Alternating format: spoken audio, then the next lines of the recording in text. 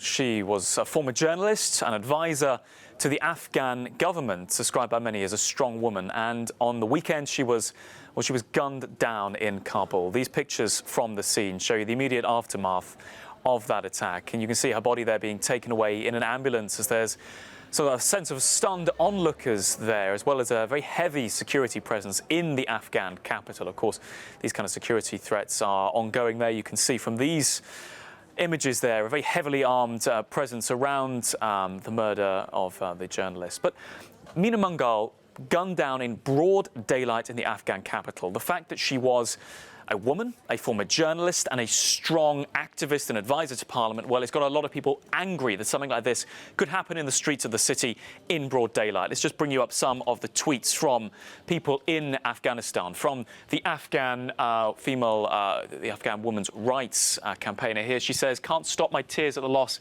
of this beautiful soul. She had a loud voice, actively raising it for the people." Now, she has this post here from Mina, where she says Mina was aware of threats to her life, that she'd put it on social media, but had trusted in God and was unwilling to back down. But the sense here that she was murdered despite having raised concerns, at least on social media, about her well-being. Then we move through to the Afghan MP here, saying, "So sad to hear the journalist and advisor to the Parliament was assassinated in Kabul today." That's the terminology being used by the European Union as well, the idea that she was assassinated on the streets of the Afghan capital, saying here she isn't the first and sadly won't be the last. Let's just bring you as well what this rights activist Samira Hamadi from Afghanistan had to say. Well, she says here, "You cannot claim that the rule of law still holds in Kabul." She's saying here, effectively, Kabul is missing the rule of law. And if I might just end on what the European Union have had to say. Well, the delegation